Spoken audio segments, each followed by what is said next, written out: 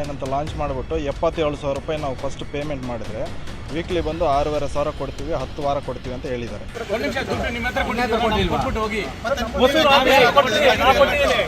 ಅವ್ರು ಹೇಳಿದ್ದು 50% ಕರೆಕ್ಟೇ. ಬಟ್ ಇದು ಯೂನಿಯರ್ ಕಾಯಿನ್ ಬಂದು UK ಕಂಪನಿ, UK ಅಂದರೆ ಲಂಡನ್ನಲ್ಲಿದೆ ಕಂಪನಿ. ಹೆಲ್ಮೆಟ್ ರಿಮೂವ್ ಮಾಡಪ್ಪ, ಸ್ಟೇಷನ್ ಹೊಡೆ ತಗೋತಿ ಬಿಡೋದಿಲ್ಲ ನೀನು. ಲಾಸ್ಟಲ್ಲಿ 7,70,000 ತುಂಬ ಜನ ಇನ್ವೆಸ್ಟ್ಮೆಂಟ್ ಮಾಡಿದ್ದಾರೆ. ಎಲ್ಲ ಜನ ಇನ್ವೆಸ್ಟ್ಮೆಂಟ್ ಮಾಡಿದ ಮೇಲೆ ಒಂದು ಪೇಮೆಂಟು ರಿಟರ್ನ್ ಕೊಟ್ಟಿಲ್ಲ. ನಮ್ಮ ಲೆವೆಟಾಗೆ ಸುಮಾರು ಒಂದು 200 ಜನ 300 ಜನ ಇದೆ ಸರ್. 3.5 ಕೋಟಿ ಸರ್ ನಮ್ಮ ಲೆವೆಟಾಗೆ. ಈಗ ನಾವು ಒಬ್ಬನೇ ಮೋಸ ಮಾಡಿಲ್ಲ ಅದರಲ್ಲಿ. ಈಗ ಚೈನ್ ಲಿಂಕಲ್ಲೇ ಬರ್ತಾರೆ. ನೀವು ಕೆಳಗಡೆ ಒಂದು 10 ಜನ ಇದ್ದರೆ ಮೇಲ್ಗಡೆ ಒಂದು 1,000 ಜನ ಇರ್ತಾರೆ. ಬಡವರಿಗೆಲ್ಲ ಅನ್ಯಾಯ ಮಾಡಿ ಹೋಗ್ತಾ ಇದ್ರಲ್ಲಪ್ಪ. ನೀವು ಚೀಟ್ ಮಾಡಿಲ್ವಾ ಅರುಣ್ ಅವರ? ನಾನು 2015 ನಾನು ಕಂಪನಿ ರಿಜಿಸ್ಟರ್ ಮಾಡಿದ್ದೀನಿ, ಬಿಲ್ಡರ್ಸ್ ಆ್ಯಂಡ್ ಡೆವಲಪರ್ಸ್. ಅಲ್ಲಿಂದ ನಾನು 15 ವರ್ಷ ಆಲ್ಮೋಸ್ಟ್ ಬಿಲ್ಡರ್ಸ್ ಮಾಡ್ತೀನಿ. ನಮಸ್ತೆ, ನಾನು ಸಪ್ತಮಿ ಗೌಡ. ಭರವಸೆ ಹಾಗೂ ಉತ್ತಮ ಗುಣಮಟ್ಟದ ಪೀಠೋಪಕರಣಗಳನ್ನು ಹೊಂದಿರುವ ಫೋಮ್ಟೆಕ್ ಸಂಸ್ಥೆಯ 25ನೇ ವಾರ್ಷಿಕೋತ್ಸವದಂದು ಅವರ 3ನೇ ಮಳಿಗೆ ಯಡುವನಹಳ್ಳಿ ಹೊಸೂರು ರೋಡ್ ಮೇ 29ನೇ ತಾರೀಕು ಬೆಳಗ್ಗೆ 11 ಗಂಟೆಗೆ ಓಪನ್ ಆಗ್ತಾ ಇದೆ. ನಾನು ಬರ್ತಾ ಇದ್ದೀನಿ, ನೀವು ಎಲ್ಲರೂ ಬನ್ನಿ. ಹಣ ಅಂತಂದ್ರೆ ಹೆಣ ಕೂಡ ಬಾಯ್ ಬಿಡುತ್ತೆ. ಇನ್ನ ಹಣ ಡಬಲ್ ಮಾಡ್ಕೊಡ್ತೀವಿ ಅಂತಂದ್ರೆ ನಮ್ ಜನ ಯಾಕೆ ತಾನೇ ಬೀಳೋದಿಲ್ಲ? ಎಲ್ಲರಿಗೂ ಕೂಡ ಆಸೆ ಅನ್ನೋಂಥದ್ದು ಇರುತ್ತೆ. ಯಾವುದೇ ಕಂಪನಿಗಳ ಅಥವಾ ಯಾವುದೇ ವ್ಯಕ್ತಿಗಳ ಪೂರ್ವಪರ ಇತಿಹಾಸ ತಿಳಿದುಕೊಳ್ಳದೆ ಹಣವನ್ನ ಡಬಲ್ ಮಾಡಿ ಕೊಡ್ತಾರೆ ಅಥವಾ ನಮ್ಗೆ 1 ಪಟ್ಟಿಗೆ 2 ಪಟ್ಟು 3 ಪಟ್ಟು ಕೊಡ್ತಾರೆ ಅಂತಂದ್ರೆ ಎಷ್ಟು ಬೇಕಂದ್ರೆ ಅಷ್ಟನ್ನ ಹೂಡಿಕೆ ಮಾಡ್ಬಿಡ್ತೇವೆ. ಅಂತಹ ದೋಖಾ ಕಂಪನಿಗಳು ಅದೆಷ್ಟೋ ಬಂದ್ರೂ ಕೂಡ ನಮ್ಮ ಜನ ಮಾತ್ರ ಬುದ್ಧಿ ಕಲ್ತೇ ಇಲ್ಲ. ಇಂದಿಗೂ ಕೂಡ ಅಂತಹ ದೋಖಾ ಕಂಪನಿಗಳಿಗೆ ಬೀಳ್ತಲೇ ಇದ್ದಾರೆ.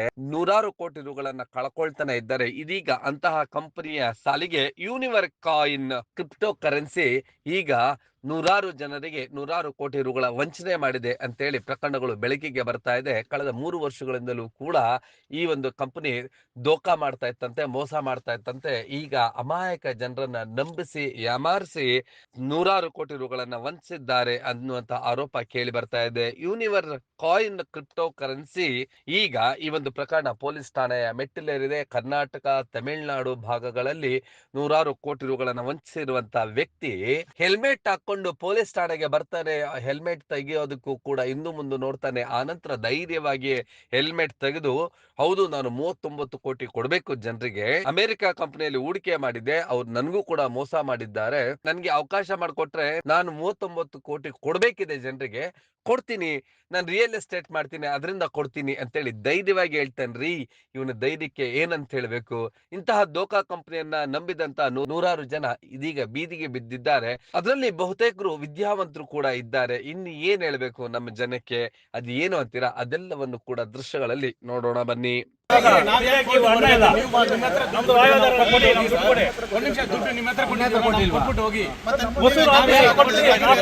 ಹೊಸೂರು ಆಫೀಸಲ್ಲಿ ಬಂದು ಕೊಟ್ಟಿದ್ದು ನಿಮಗೆ.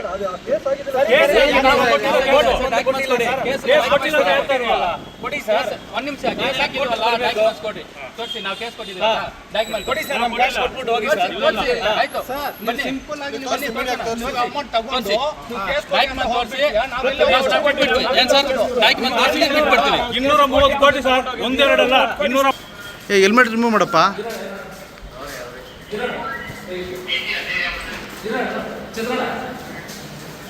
ಹೆಲ್ಮೆಟ್ ರಿಮೂವ್ ಮಾಡಪ್ಪ, ಸ್ಟೇಷನ್ ಹೊಡೆ ತಗೋತಿ ಬಿಡೋದಿಲ್ಲ ನೀನು.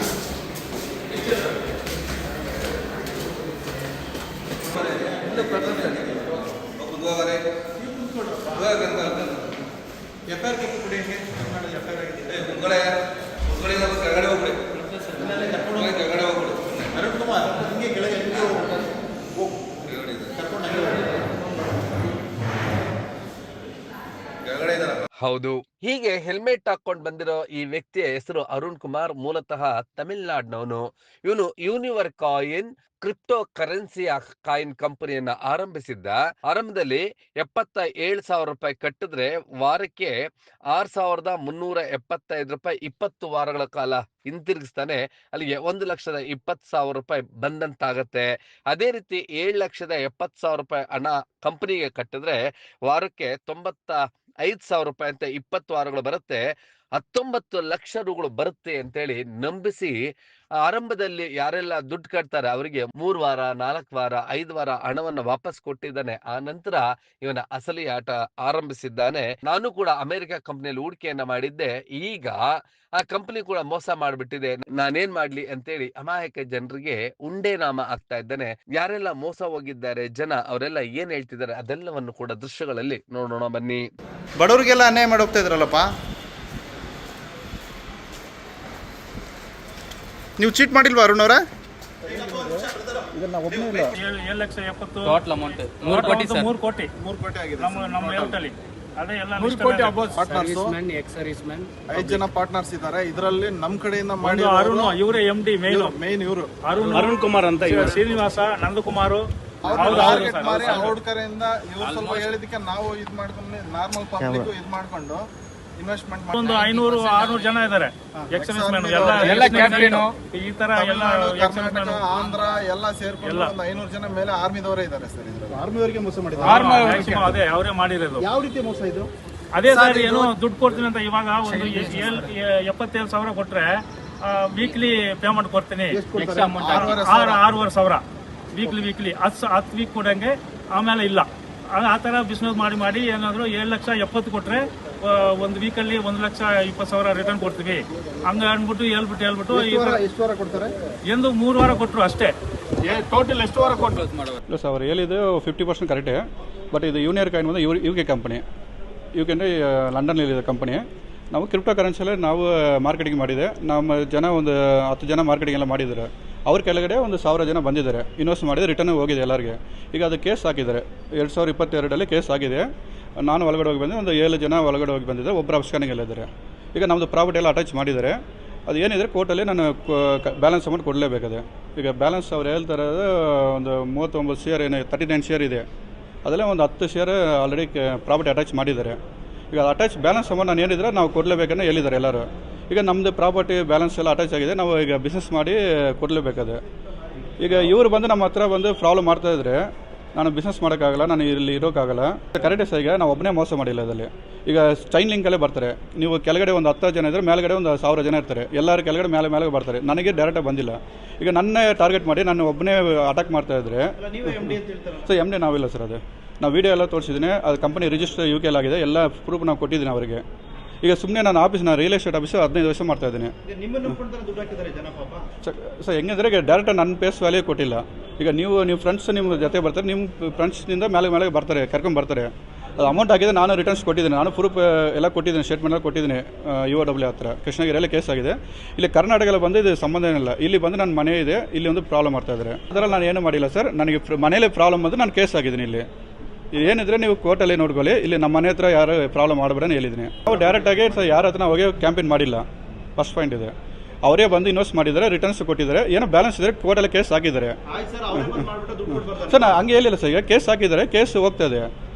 ಈಗ ಅದೇನೇ ಕೋರ್ಟಲ್ಲಿ ನೋಡಬೇಕಾದ್ರೆ. ಈಗ ನನ್ನ ಹತ್ರ ಬಂದು ಡೈರೆಕ್ಟ್ ನೀವು ಒಬ್ಬನೇ ಕೊಡಬೇಕು, ನಾನು ಹೆಂಗೆ ಕೊಡೋಕ್ಕಾಗದೆ? ಎಷ್ಟು ಕೋಟಿ ಫ್ರಾಡ್ ಆಗಿದೆ ಸರ್? 39 ಶೇರ್ ಹಾಕಿದ್ದಾರೆ ಅವ್ರು ಹೇಳ್ತಾರೆ ಸುಮಾರು ಕೋಟಿ ಸರ್. ಅವರು ಹೇಳ್ಬೋದು ಸರ್, ಅದು ಪ್ರೂಫ್ ಇದ್ರೆ ತೋರ್ಸೋಕೆ ಹೇಳಿ ಸರ್. 800 ಕೋಟಿ ಅಷ್ಟು ಅಮೌಂಟ್ ಇದ್ರೆ ನಾನೇನು ಸರ್ ಇಲ್ಲಿದ್ದೀನಿ ಈಗ. ನಿಮ್ಮ ಕಂಪನಿ ಹೆಸರು 32 ಜನ ಡೆತ್ ಆಗಿದ್ದಾರೆ ತಮಿಳುನಾಡು, ಹೌದಾ? ಇಲ್ಲ ಸರ್, ಅದ್ರಲ್ಲಿ ಏನಿಲ್ಲ ಸರ್. ಒಂದು ಪ್ರೂಫ್ ತೋರ್ಸೋಕೆ ಹೇಳಿ ಸರ್. ನನಗೆ ಒಂದು ಎಲ್ಲ ಫೇಕ್ ನ್ಯೂಸ್ ಅದಲ್ಲ. ಈಗ 800 ಕೋಟಿ ಇದ್ರೆ ನಾನೇನು ಸರ್ ಇಲ್ಲಿದ್ದೀನಿ ಈಗ.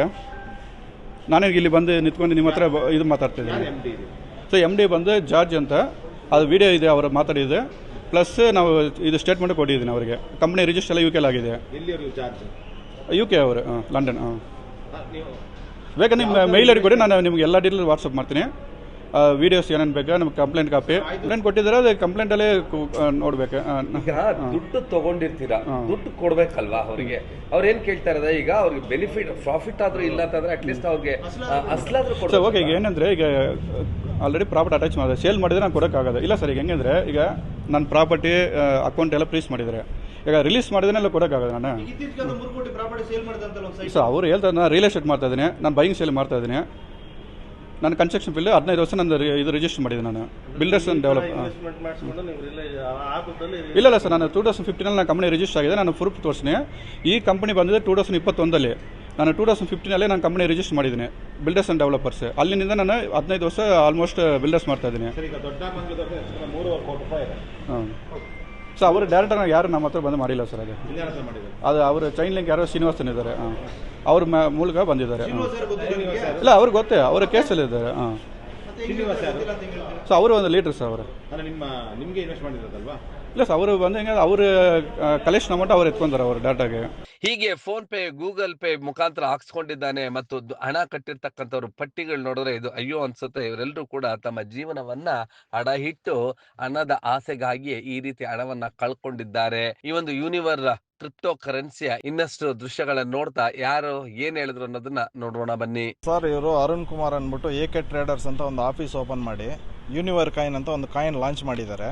ಯೂನಿವರ್ ಕಾಯಿನ್ ಅಂತ ಲಾಂಚ್ ಮಾಡಿಬಿಟ್ಟು 77,000 ರೂಪಾಯಿ ನಾವು ಫಸ್ಟ್ ಪೇಮೆಂಟ್ ಮಾಡಿದರೆ ವೀಕ್ಲಿ ಬಂದು 6,500 ಕೊಡ್ತೀವಿ, 10 ವಾರ ಕೊಡ್ತೀವಿ ಅಂತ ಹೇಳಿದ್ದಾರೆ. ಓಕೆನಾ?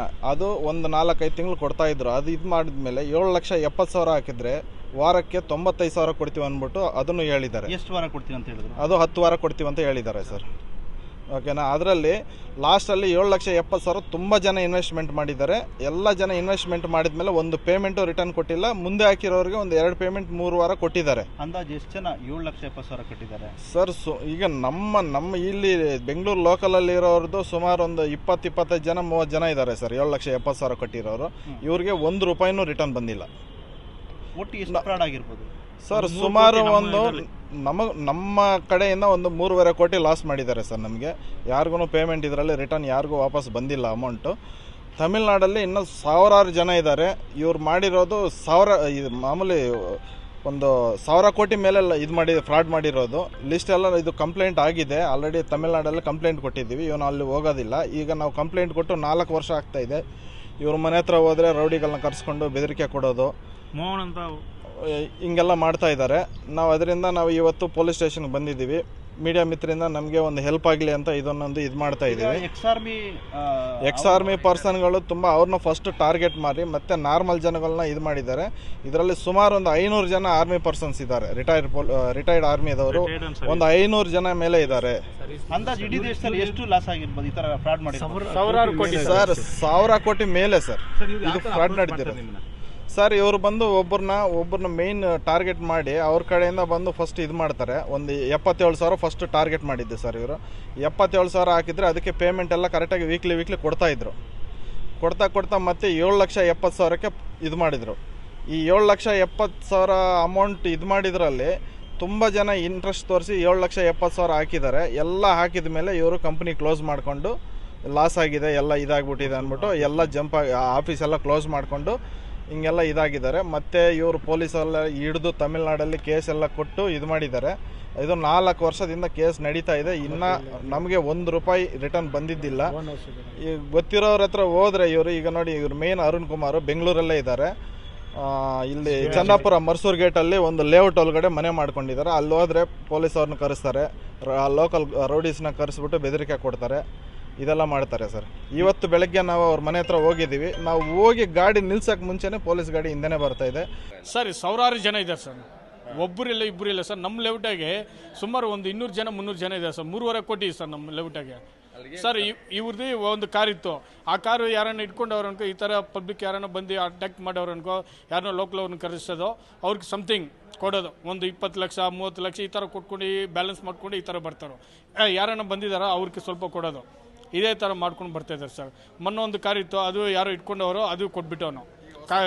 ಹೊಸ ಕಾರ್ ತೊಗೊಂಡವನು, ಕ್ರೆಟಾ ಕಾರ್ ಒಂದಿದೆ, ಆಯ್ತಾ. ಮತ್ತು ಏನಾಗಿದೆ, ಮತ್ತು ಇನ್ನೊಂದು ಹತ್ರ ಇಟ್ಕೊಂಡವರು, ಆವಾಗ ಬ್ರಾಸ್ ಲೈಟು ಸೈನ್ ಎಲ್ಲ ಬಿಚ್ಕೊಟ್ಟವನು. ಮತ್ತು ನಾವೆಲ್ಲನ ಕರೆದುವಾಗ ಅನ್ಎಕ್ಸ್ಪೆಕ್ಟೆಡ್ ಇಟ್ಕೊಂಡವಾಗ ಗೋಲ್ಡ್ ಗಿಲ್ಡ್ ಎಲ್ಲ ಇರ್ತದೆ ಸರ್ ಅವನ ಹತ್ರ. ಸುಮಾರು ಒಂದು ಅರ್ಧ kg ಗೋಲ್ಡ್ ಇರ್ತದೆ. ಎಲ್ಲ ಮಿಸ್ಸಸ್ಸು ಅವ್ರ ಇಬ್ಬರ ಕಡೆಯಲ್ಲೇ ಇವಂದೇ ಒಂದು 1/4 kg ಇರ್ಬೋದು, ಅವ್ರ ಮಿಸ್ಸಸ್ದು ಒಂದು ಅರ್ಧ kg ಇರ್ಬೋದು. ಗೋಲ್ಡ್ ಅಷ್ಟೊಂದು ಇದೆ ಇಟ್ಕೊಂಡಿರ್ತಾರೋ. ಮತ್ತು ನಾವು ಯಾವಾಗ ಮೀಟಿಂಗ್ ಕರೆದುವಾಗ ಬರ್ತಾರೋ, ಅವತ್ತು ಏನು ಹಾಕ್ಕೊಂಡು ಬರೋಲ್ಲ, ಬೆಲ್ಲಿದು ಹಾಕ್ಕೊಂಡು ಬರ್ತಾರೋ. ಏನಿಲ್ಲ ಅವನ ಹತ್ರ 1 ರೂಪಾಯಿ ಗೆತ್ತಿಲ್ಲ ಹಂಗೆ ಬರ್ತಾನೆ ನಮ್ಮ ಹತ್ರ.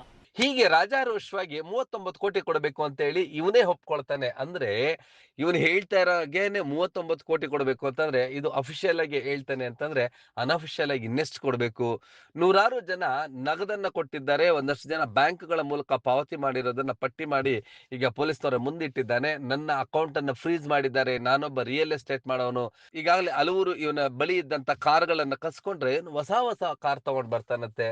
ಇನ್ನು ಯಾವಾಗ ನಮ್ಮ ಜನ ಬುದ್ಧಿ ಕಲಿತಾರೆ? ಈ ರೀತಿ ದೋಖಾ ಕಂಪನಿಗಳಿಗೆ ಇನ್ನೆಷ್ಟು ಜನ ಬಲಿಯಾಗ್ತಾರೆ?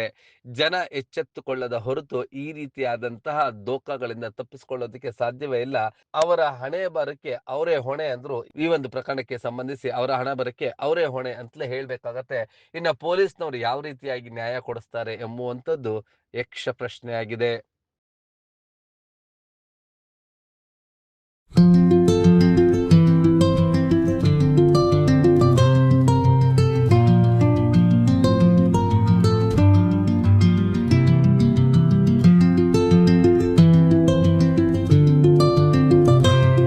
ನಮಸ್ತೆ, ನಾನು ಸಪ್ತಮಿ ಗೌಡ. ಭರವಸೆ ಹಾಗೂ ಉತ್ತಮ ಗುಣಮಟ್ಟದ ಪೀಠೋಪಕರಣಗಳನ್ನು ಹೊಂದಿರುವ ಫೋಮ್ಟೆಕ್ ಸಂಸ್ಥೆಯ 25ನೇ ವಾರ್ಷಿಕೋತ್ಸವದಂದು ಅವರ 3ನೇ ಮಳಿಗೆ ಯಡುವನಹಳ್ಳಿ ಹೊಸೂರು ರೋಡ್ ಮೇ 29ನೇ ತಾರೀಕು ಬೆಳಗ್ಗೆ 11 ಗಂಟೆಗೆ ಓಪನ್ ಆಗ್ತಾ ಇದೆ. ನಾನು ಬರ್ತಾ ಇದ್ದೀನಿ, ನೀವು ಎಲ್ಲರೂ ಬನ್ನಿ.